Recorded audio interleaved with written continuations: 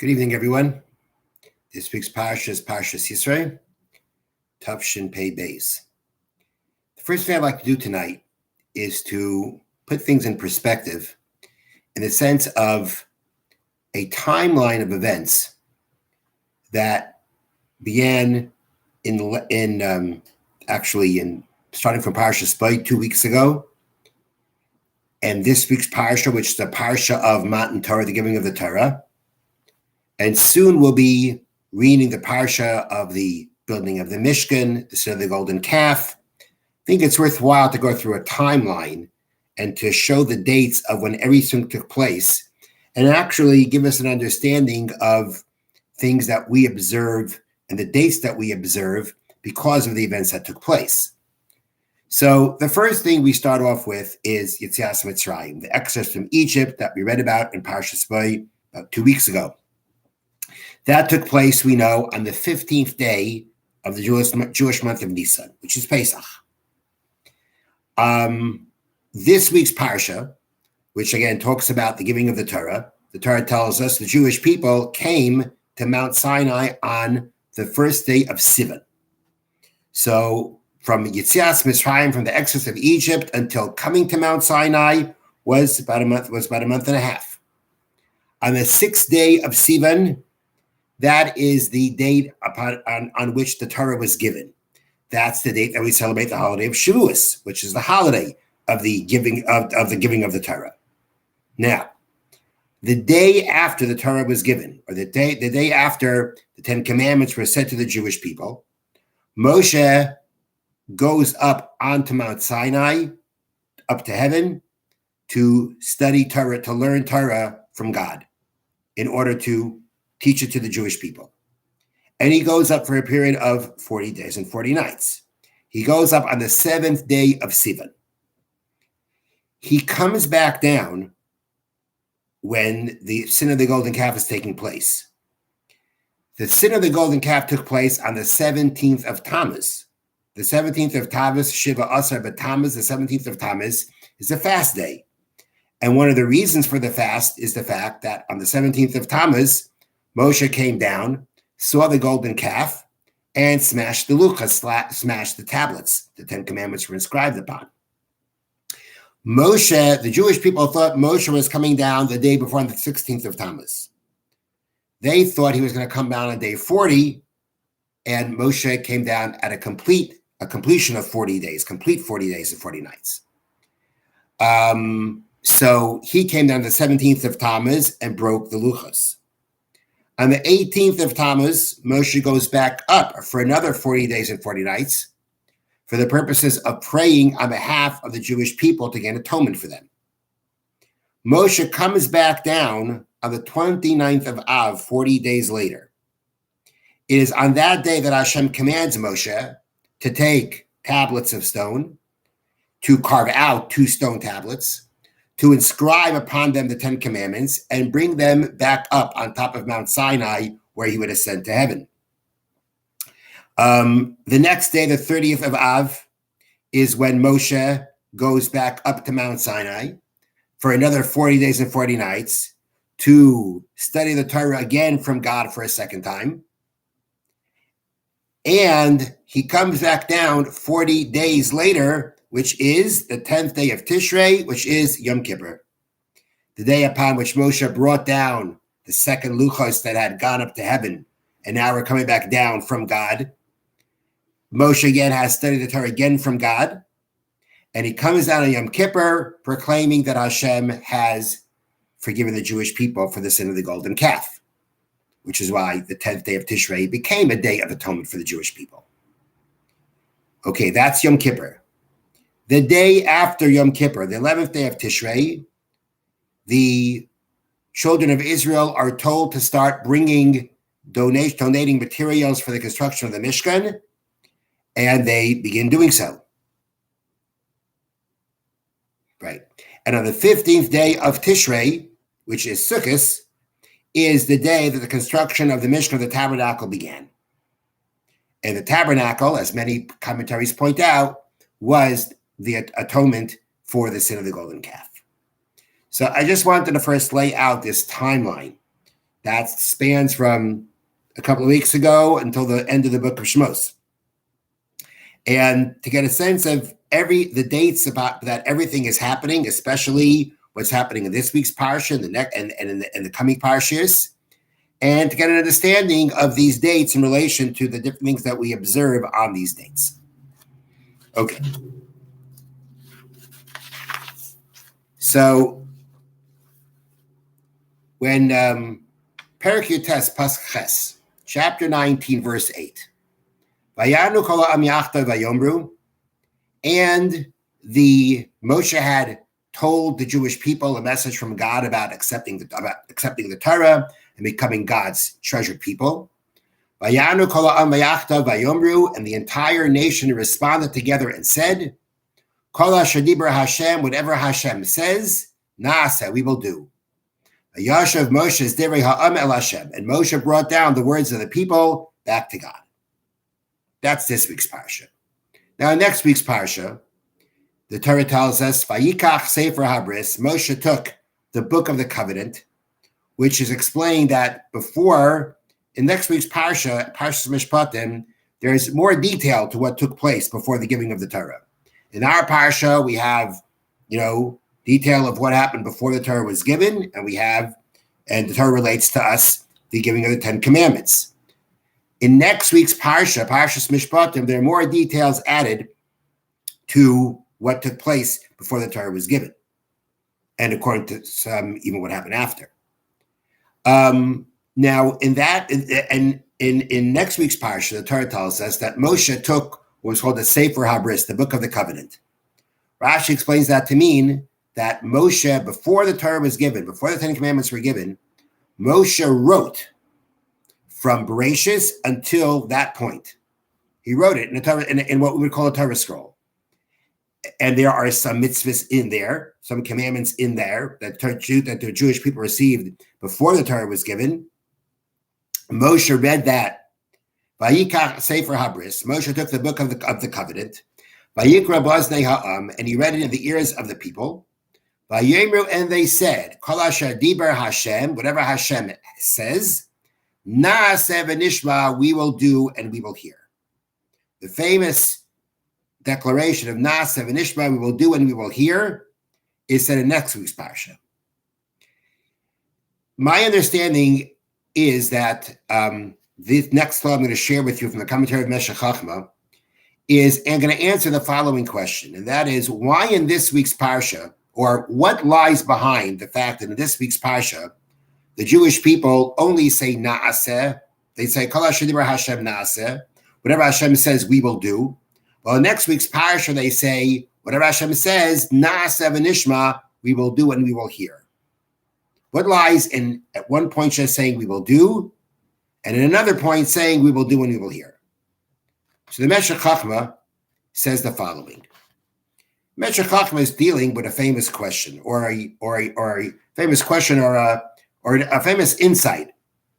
And that is, we know that we have 613 commandments. But seemingly we cannot fulfill all 613. Because there are some mitzvahs only a Kohen can do. There's some mitzvahs only a non-Kohen can do.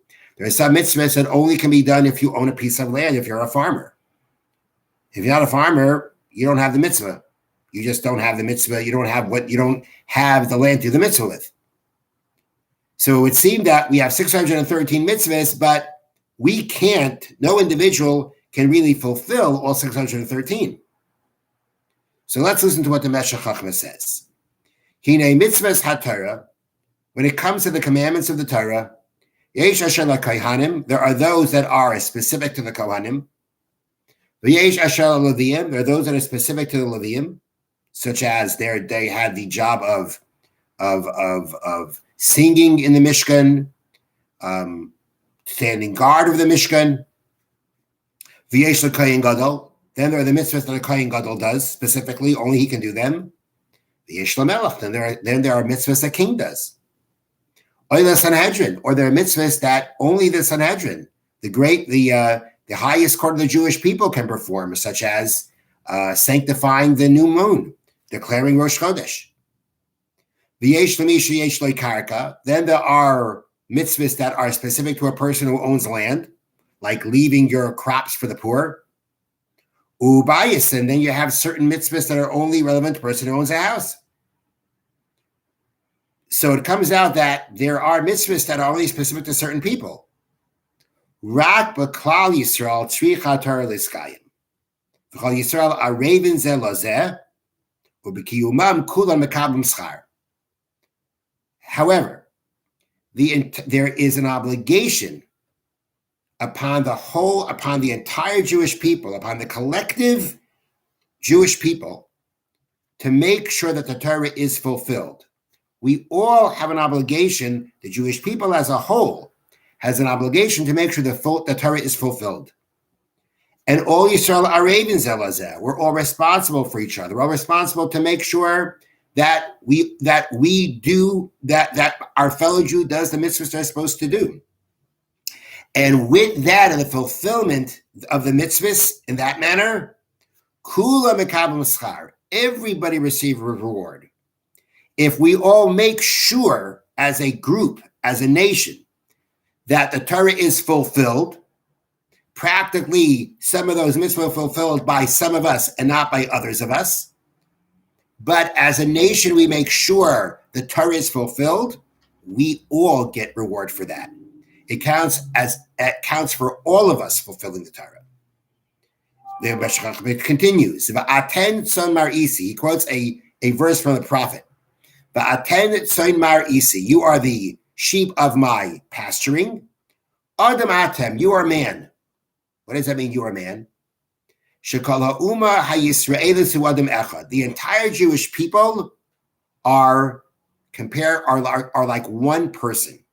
In essence, we are one person, one neshama, one soul, one essence. Yesh asheru kalev. There are those that are described like the heart of the Jewish people. Amru, as our sages say, Tzaddik and Liban shal Yisrael, the righteous of the heart of the Jewish people. The Yesh Karosh, there are those of the Jewish people that are compared to the head. The Yesh Kai, and those like the eyes.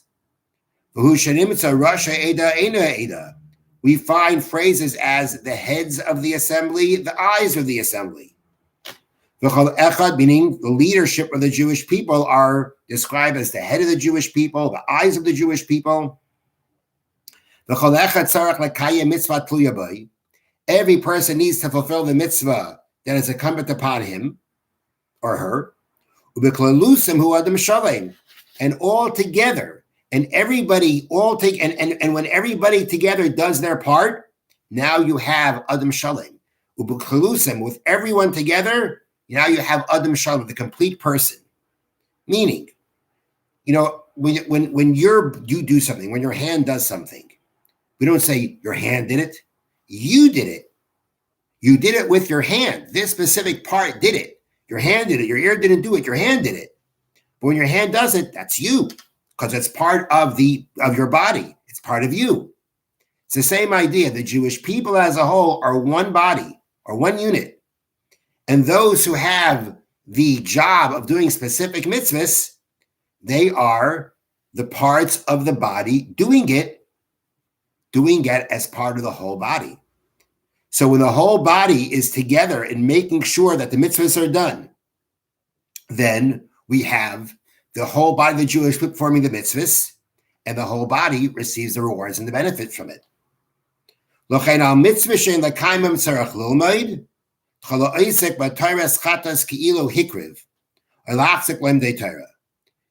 there's another concept which also talks about, which is a concept that says we can do every mitzvah. We can't actually do it. For instance, if you're not a Kohen, you can't bring a carbon. But we have a principle that if you study the laws of a carbon, of a sacrifice, it's considered as if you brought the sacrifice. So it comes out that the mitzvahs that we don't actually perform, but we have the ability to fulfill them by studying their laws. And by studying their laws, we also are able to enable and help those who need to do their mitzvahs to do them properly. So we have two concepts here. We have one concept that the Jewish people, that the Torah is to be fulfilled by the Jewish people as a whole, the individuals do their jobs, but collectively we all are fulfilling the Torah. And then there's also the concept in which even things that we don't actually study, we don't actually perform, but we are considered fulfilling them by studying them. Or if we can't study, by supporting scholars who do study. L'chein, lahalan, now he gets to the point.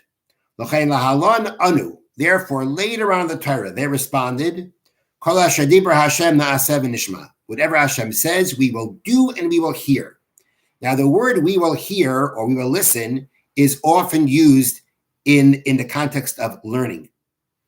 So therefore, yesh mehem shanaseh, there are those that we will do, mashashayach etzleinu, the ones that are relevant to us. That's na'aseh, we will do. We will do what has been, that Hashem has put upon us to do, depending on who we are and what it is. V'yesh nishma v'nilmad. And then there are those that we will hear and we will study. V'navim pnimiyusam v'elchaisem v'chukaiseyim. And we'll understand their essence, their laws, their details. The ones that we don't perform, we will learn about. And that'll be considered like we performed them, like we fulfilled them. So that's Nasa v'nishma. The Jewish people say, whatever Hashem says, we will do when it comes to what Hashem wants us specifically or as a group to do. We'll do it. Each one of us will do. We'll do what Hashem has put upon us, what he wants us to do. And with that, we'll do it, meaning we'll actually fulfill it, perform it. V'nishma. And the things that we're not going to be performing, we'll learn. Okay, so that's each individual. We're saying now, the Jewish people are saying, we'll do what we're supposed to do, and we'll learn what we're supposed to learn. Avokan, but here in this week's Parsha, but in this week's Parsha, the people, the nation said together, whatever Hashem says, we will do. That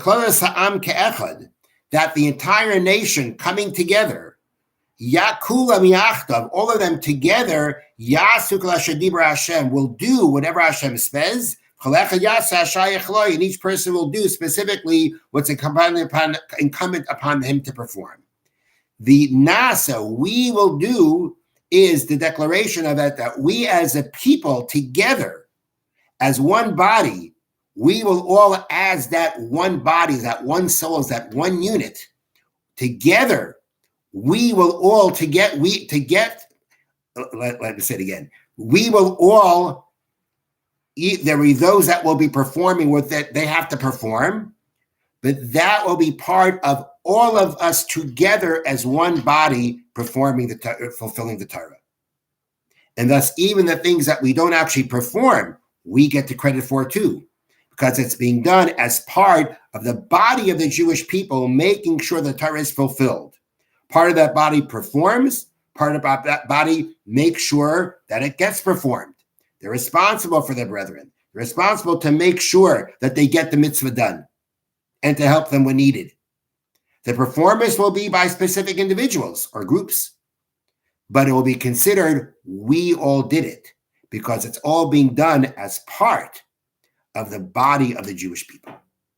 So that's the Meshech Chachma's explanation as what lies in these two declarations. The one that was just said, Nasa, we will do, and the other one that's Nasa v'nishma, we will do, we will hear. We will do, we will hear is really where the Jewish people are saying, if it's incumbent upon us to perform, to do something, we're going to do it. If it's not something for us to perform, nishma, we'll study it, we'll learn it. We'll get the fulfillment of the mitzvah in one of those two ways. But then there's another way that the Torah is fulfilled. And that's Nasa alone. We will do. The Jewish people as a whole, the collective Jewish people as a whole, which each part perform what it needs to be done. But it's doing it as part of the collective body of the Jewish people. That's considered the entire Jewish people fulfilling the entire Torah. Last thing I want to share with you, a very interesting thought from the Orach Chaim. The Orach Chaim says the following. This is Perek Yutes Pasuk Beis, chapter 19, verse 2. Vayisu Merafidim. Now, actually, I got to go back. Let me read Parakitas Pasuk Aleph, chapter 19, verse 1. B'achaydesh hashlishi, and the third month, L'tzeis b'nei Yisrael meretz Mitzrayim, of the Jewish people leaving Egypt. B'yom hazeh, on this day, which means on the first day of Sivan, of the third month, which is Sivan. Bo midbar Sinai, they came to the desert of Sinai. Pasuk Beis, verse 2. Vayisu Merafidim, and they traveled from Refidim. Vayavayu midbar Sinai, they came to the Sinai desert. Vayachanu ba'midbar, they encamped in the desert.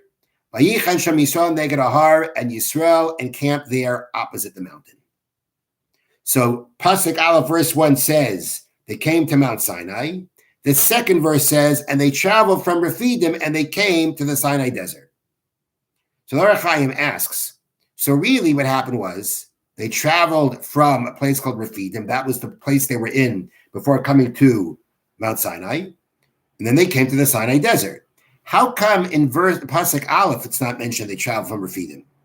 I mean, if we're telling, if the Torah is trying to tell us, where they came from and where they arrived, and that's what Pasuk Beis tells us, they came from Refidim and they arrived in the Sinai desert, then the fact that they traveled from Refidim should be mentioned in the first Pasuk.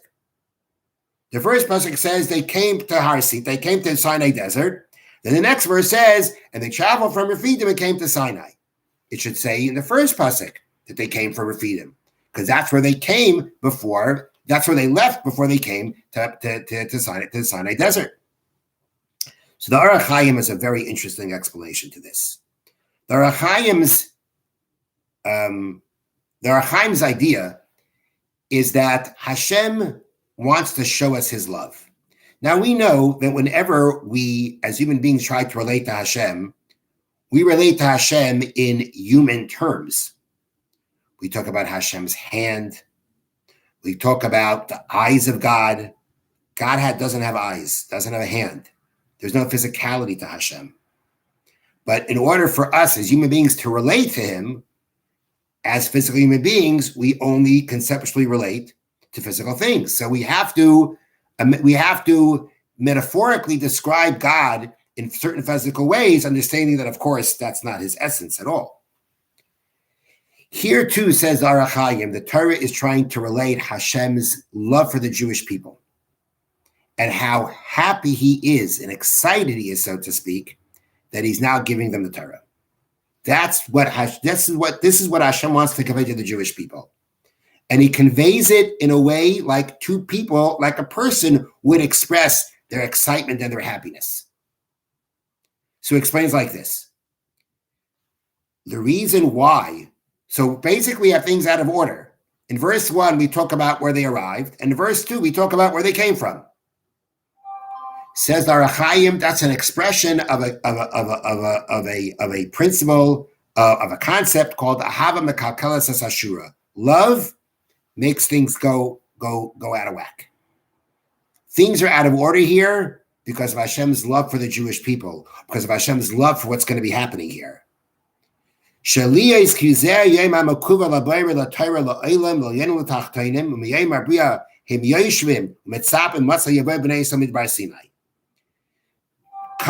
giving of the Torah to the Jewish people, that's the ultimate hook, so to speak, of Hashem. Hashem created the world to give the Torah to the Jewish people, and he's been waiting for this day for it to happen. He's been waiting. The world has been waiting. This is the fulfillment. This is the purpose. The Ribono Shel Olam is excited over the fact that the Torah is finally going to be given. And the Jewish people have come to Sinai. They're here. They came to the place where the Torah is going to be given. So the first pasuk that says, and the Jewish people came to Midbar Sinai, that's meant to express as if Hashem is saying, they're here, they're finally here. You're waiting for special guests to come. Your kids are waiting for someone to come, and they look out the window and they see that the guests have arrived. They say, they're here, they're here. Well, this is what's happening here too.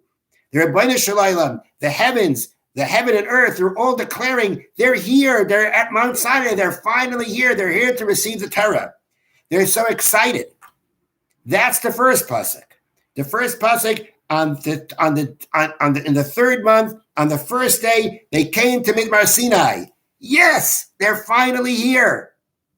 And then we go into the order of things. They came from Rephidim, they came from Rephidim, and they came to the Sinai desert. But that first pasuk that has things out of order is because it's expressing Hashem's excitement.